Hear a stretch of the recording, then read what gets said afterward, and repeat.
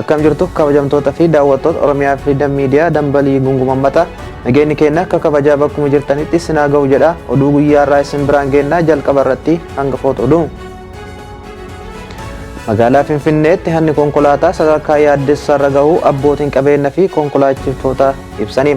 Ajjeechaa suukanneessaan aanaa Iluu Galaanitti maatii tokko irratti raawwatame. Waltajjii tibbanaa irratti itti gaafatamaan paartii Biltsiginnaa Oromiyaa obbo Fiqaaduu Tasammaa kana dura qurxummii balleessuuf galaana goysuu qabna kan jedhaa turan yeroo ammaa ammoo saalfii tokko malee rakkoo siyaasa biyya kanaa furuuf falli dhumaa jiru ilaa fi ilaamedha jechuun dubbatanii jiru. Dhaabbanni maqaa FIAS 777 jedhamuun hojii komishinii nan hojjedha jechuun namootarraa maallaqa guuraa jira. Oduu biyya alaatiin pirezidaantiin Masrii Abdul Fattah al-Siisii gatiin jireenyaa dabalaa dhufuu isaa hordofee lammiileen Gibsii baala mukaa akka nyaatan gaafatanii. Teksas keessatti mana barumsaa sadarkaa tokkoffaa keessatti dhukaasa banameen namoonni 21 du'uu bulchaa magaalattii Gireeg Abboon himanii jiru. Oduu isinitti himuun kan isin wajjin turu Anfuwaar Sultaanii amma oduu bal'inaan. Magaalaa Finfinnee keessatti hanni konkolaataa sadarkaa yaaddessaa irra ga'uu abbootiin qabeenyaa fi konkolaachiftootaa ibsanii. Guyyaa kaleessaa magaalaa guddoo Oromiyaa Finfinnee keessatti hanni kun kan raawwatame yoo ta'u bakki itti raawwatames Finfinnee keessatti naannawa Addis Katamaa magaalaa xiqqaa 11 jedhutti ture. Hanni konkolaataa magaalaa guddoo Oromiyaa Finfinnee keessatti dabalaa dhufee waan jiruuf uummanni of eeggannoo barbaachisaa akka godhanis himamee jira. Guutuu gabaasa kanaa Rabbirraa galchuu waan odeeffate qaba. Magaalaa Finfinnee keessatti hanni konkolaataa sadarkaa yaaddeessaa irra ga'uu abbootiin qabeenyaa fi konkolaachiftootaa ibsan.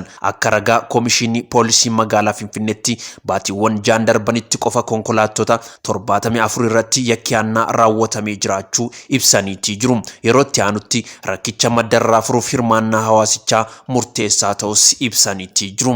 Daayirikteera olaanaa hariiroo uummataa koomishinii poolisii magaalaa Finfinnee Kumaandar Faasikaa Faantaa'u faana Broadcasting Corporative akka himanitti baatiiwwan jaan darbanitti konkolaattota 74 irratti yakkiyaannaa raawwatameera jedhanii dubbataniitii jiru.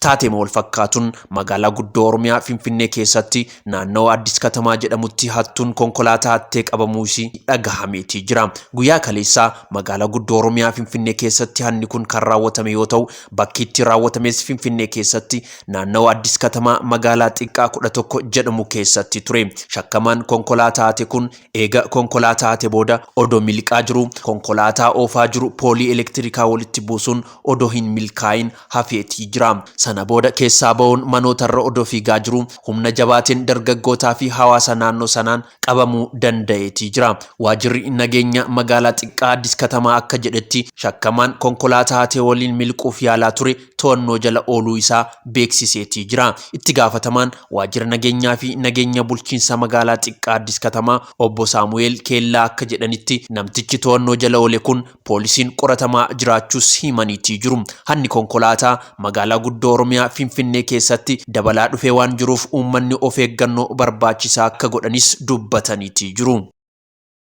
Ajjeechaa suukanneessaan aanaa Iluu Galaanitti maatii tokko irratti raawwate. Godina Shawaa Lixaa aanaa Iluu Galaan gandaa Buukoo Aannoo jedhamu keessatti ajjeechaa suukanneessaan maatii tokko irratti raawwatame jedhameera. Bal'ina oduu kanaatiif Maahii Muhammad waan qindeeffate qabdi. Ajjeechaa humnoonni mootummaa raawwataniin lubbuun nama lamaa darbuu maatiin himanii jiru. Maatiin akka jedhanitti miseensonni raayyaa ittisa biyyaa fi poolisiin humna addaa Oromiyaa waliin ta'uun aduu ganamaatiin gara mana maatii obbo Aggaasaa Goobanaa dhaqanii jiru. Akkuma dhufaniin dargaggoota ilmaan durbii waliif ta'an balbala irratti arganii ari'uu eegalan jedha jiraattonni. Ilmaan waliif durbii ta'an kun Dhibbaasaa Aggaasaa Goobanaa fi Rabbummaa Yaaddessaa Goobanaa kan jedhaman yoo ta'an battala qaamoleen nageenya mootummaa isaan ari'uusan sagalee dhukaasas akka ture namoonni ijaan argan ni dubbatu. Ooyiruu qonnaa naannoo mana jireenya isaanii keessatti rasaasa rukutanii erga kuffisanii booda maatis ta'ee hawaasni naannoo akka reeffa hin kaafne dhoorguun hanga galgala sa'aatii 12tti reeffa handaara tursiisan jedhu. Ijoolleen kun erga ajjeefamaniin boodas maatii isaanii irra doorsifni dhaqqabaa jiraachuu kan himan maddeen keenya yoo reeffa kana awwaaltan mana keessan gubna waan isaaniin jedhameef sodaa keessa jiraachuus dubbatanii jiru. Birmannaa ummataatiin guyyaa dheengaddaa galgala toora sa'aatii 12tti reeffa ijoollee isaanii akka awwaalatanis himaniiru. Ajjecha gara jabeenyaa kun waraana bilisummaa Oromoo waliin hariiroo qabdu jedhamuun akka ijoollee isaanii irratti raawwatame kan himan miseensonni maatii miidhamtoota yeroo ammaa kana maatiin hundi rifatuu keessa jiraachuus himanii jiru. Dargaggoo Rabbummaa Yaaddessaa dargaggeessa waggaa 21 ta'uu kan himan maatiin durbii isaas Dhibbaasaa Aggaasaa Goobanas umriidhaan gita isaa ta'uu himanii jiru. Dargaggoonni kun namoota nagaa maatii isaaniitti hirkachuun jiraatanii fi barnoota erga addaan kutanii maatii isaanii hojii gargaaruun kan of jiraachisan ta'uu odeeffannee jirra. Oromiyaan godinaalee adda addaa keessatti maqaa duula opereeshinii farra riphee lolaa jedhuun lubbuun namoota nagaa guyyaa irraa gara guyyaatti darbaa jiraachuu gabaasaa turuun keenyas ni yaadatama. Waltajjii tibbanaa irratti itti gaafatamaan paartii Biltsiginnaa Oromiyaa Obbo Fiqaaduu Tasammaa kana dura qurxummii balleessuuf galaana goysuu qabna kan jedhaa turan yeroo ammaa ammoo saalfii tokko malee rakkoo siyaasa biyya kanaa furuuf falli dhumaa ilaa fi ilaamedha jechuun dubbatanii jiru. Uummanni yeroo ammaa qaamonni mootummaa kunniin duraan maaliif akkas dubbatan amma ammoo maaltu argame gaafii jedhuuf deebii eeggataa jira. Bal'ina oduu kanaa rabbirraa galchuu waan qindeeffate qaba. Kana balleessuun kan danda'amu akkuma qurxummiiti jecha qurxummii paasifikii yookiin atlantik ooshinii keessa guurtee hin dandeessu. Guutumatti balleessuu yoo danda'ame bishaanicha gogsuudha.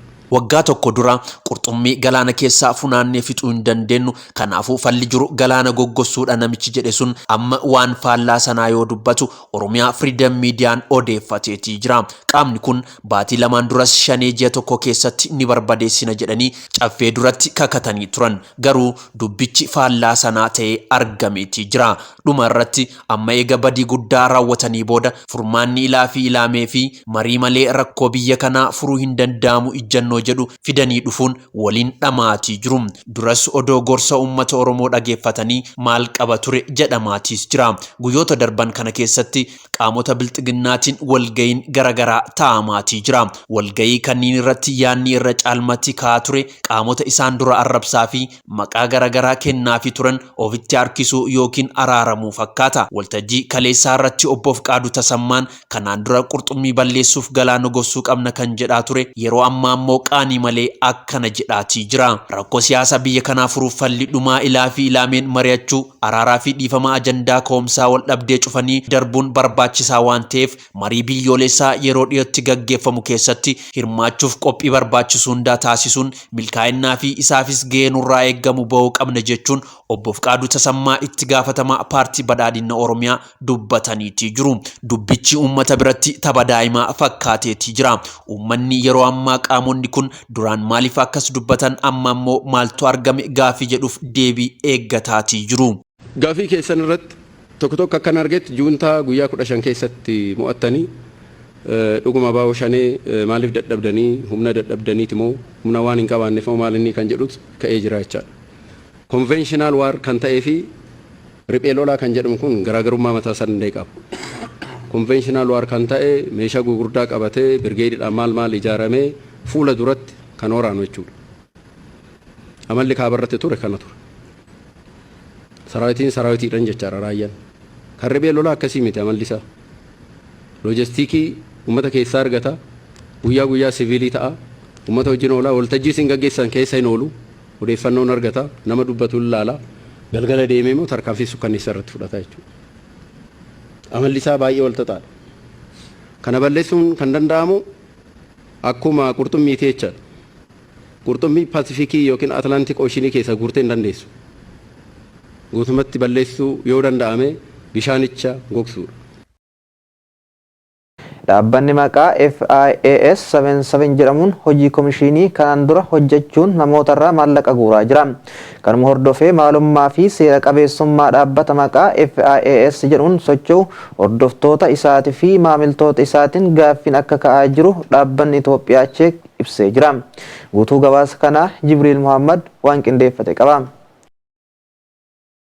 Dhaabbatni FIAS 777 dhaabbata beeksisa hojii komishinii hojjetu jechuun kan of ibsu yommuu ta'u miidiyaalee hawaasaa garaagaraa waliinis hojjanna jedhee jira. Kana malees miseensota galmaaniif guyyaa guyyaadhaan hojiin kennamaafii jira kan jedhan hojiileen kunniin immoo baay'ee salphaa fi cuqaasuu yookaan kiliik gochuu qofa jedhamee jira. Hojiin miseensa tokkoof kennamuu fi maallaqni inni argatu sadarkaa irratti hundaa'uudhaan garaagarummaa kan qabu yoo ta'u, sadarkaaleen kunniin immoo VIP 0, VIP 1, VIP 2, VIP 3, VIP 4 fi VIP 5 jechuudhaan dhaabbatichi ibsee jira. Akka dhaabbatni AFIS 777 fakkeenya kaayetti miseensi tokko birrii 10,000 kaffaluun sadarkaa VIP 4 kennamaaf jedhee jira. Namni sadarkaa VIP irra jiru guyyaatti hojii 17 irratti cuqaasa yookaan kiliik godha ta'e hojii tokkoof birriin 18 akka kaffalamuuf kan dubbatanii fi haaluma kanaan guyyaatti birriin 306 yookiin immoo ji'aatti birriin 9,180 akka kaffalamuuf himaa jiru. Dhaabbatni Itoophiyaa keessatti hojii erga eegalees namoota baay'een kan jaalatamee fi akkasumas lakkoofsi namoota galmaanii miliyoona 2 ta'eera jechuun ji'a tokko dura himamee ture. Haa ta'u malee dhaabbatichi dhaabbilee kanaan dura Itoophiyaa keessatti akka hin sochoone dhorkaman kanneen akka Questnet, Times fi mala Pyramid Scheme jedhamuun hojjetaa akka jiran hubanneerra jechuun Itoophiyaa Cheek dubbatee jira. Kunis namoota baay'ee of jalatti ijaaruun kan hojjetamu yommuu ta'u, namootni dursanii dhaabbaticha galmaan maallaqa yommuu argatan, namootni boodarraa itti makaman hedduun immoo gowwoomfamanii hafuu himan. Dhaabbatichi gama baankii Abisiiniyaa fi baankii daldala Itoophiyaatiin kafaltiin raawwatamaa fi akka tures ragaan Itoophiyaa Cheek argate ni mul'isa. Maamila AFIS 777 kan ta'e Itoophiyaa Cheek haasofsiisee akka jedhutti dhaabbatichi Itoophiyaa keessatti galmaa'us ta'e waajjira kan hin qabnee fi abbootiin qabeenyaas hin beeknu jedhee jira. Yeroo keessa dhaabbaticha irratti komiin ka'uu kan himan maamilli kun gaafii yommuu gaafannu immoo AFIS keessaa ari'amtu nuun jedhan jechuun dubbatee ture. Itti dabaluunis iftoomina hin qabu jechuun ibsa. Dhaabbatni AFIS Itoophiyaa keessatti galmaa'eera jedhu kunis sirrii akka hin taane waajjira galmee daldala ministeera daldalaatiin mirkanaa'eera jedhu.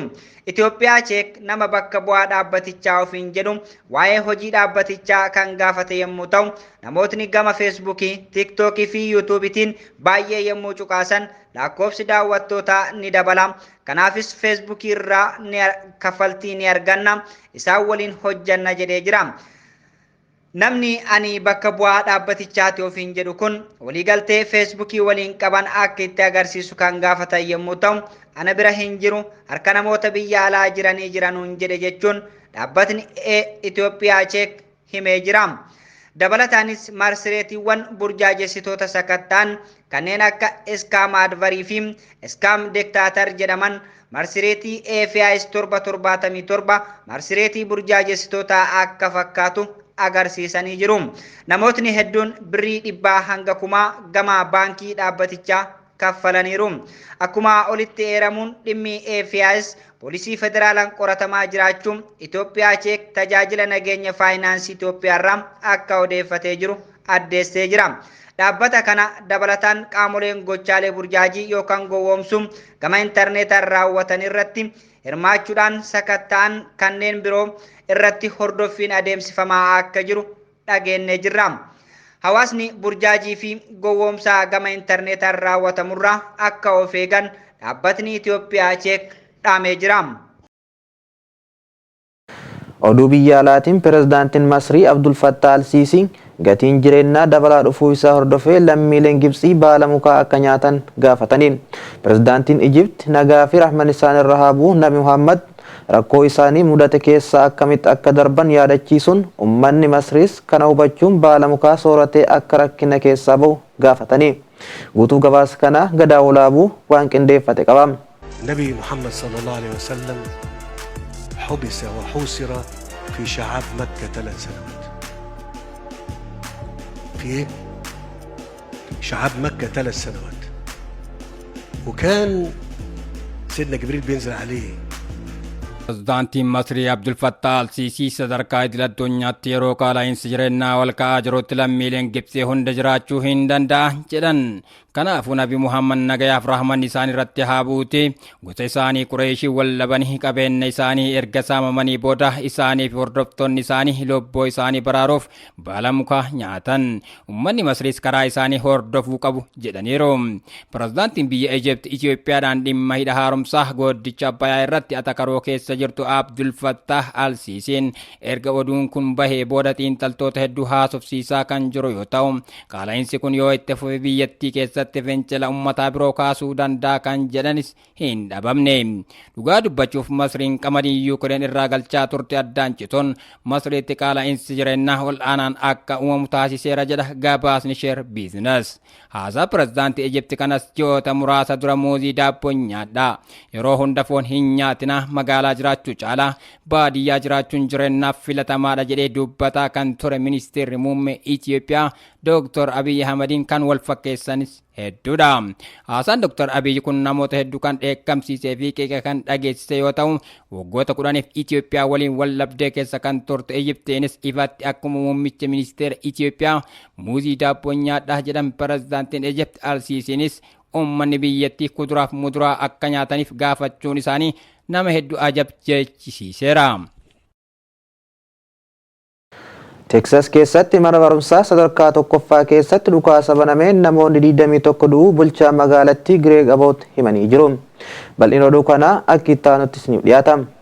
Magaalaa Yuvalleetti mana barumsaa sadarkaa tokkoffaa Raab keessatti barattoota 19 fi barsiisan 2 ajjeese.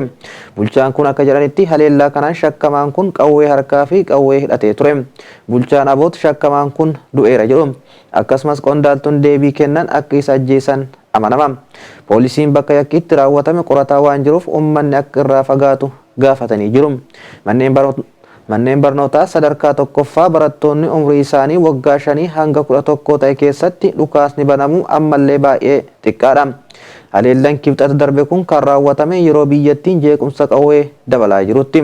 Bulchaan Aboot haleellaa kana raawwate dargaggeessa umrii 10 keessa jiru Salvaadoor Raamos akka ta'e ibsuun barattoota 19 rasaasaan rukutee ajjeese.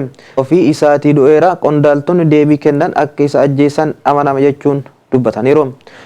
Qondaaltonni deebii kennan 2 rasaasan rukutamaniiru jedhamee amanama. Garuu miidhaan cimaan irra ga'ee hin jiru. Dargaggeessi umurii 10 keessa jiru kun jalqaba jeequmsa kanarratti adaadaa isaa rasaasaan rukutee shakkama jechuun qondaaltonni seera kabachiisan CBS News michuu BBC US keessatti ta'anitti himaniiru. Diyaaleen biyya keessaa akka gabaasanitti barataa mana barumsaa sadarkaa lammaffaa naannoo sanaati ta'uu mala jedhaniiru. Hoogganaan poolisii kutaa mana barumsaa walaabaa Yuveelt Consolidated Peeti Arrendoon akka jedhanitti dhukaasni kun sa'aatii biyya keessaa sa'aatii 11 fi daqiiqaa 32tti akka jalqabe yoo ta'u, qorattoonni haleellaan kun yeroo yakka fokkisaa kana keessatti kophaa isaa socho'eera jedhuun amanama. Kutaan mana barumsaa walaabaa Yuveelt Consolidated magaalaa San Antonio irraa gara dhiyaatti naannoo maayila 85 fagaatee argamu. Barattoonni mana barumsichaa keessatti baafamuu isaanii BBCtti himee jira. Kabajamtoota daawwattoota keenyaa tamsaasni keenyaa akka namoota hedduu bira ga'u peej keenya sheer gochuun YouTube keenya sabiskiraayib gochuu hin dagatinaa jedha. Oduu guyyaa kanaaf qaban isaan kana turanii waan nu daawwattaniif galatooma.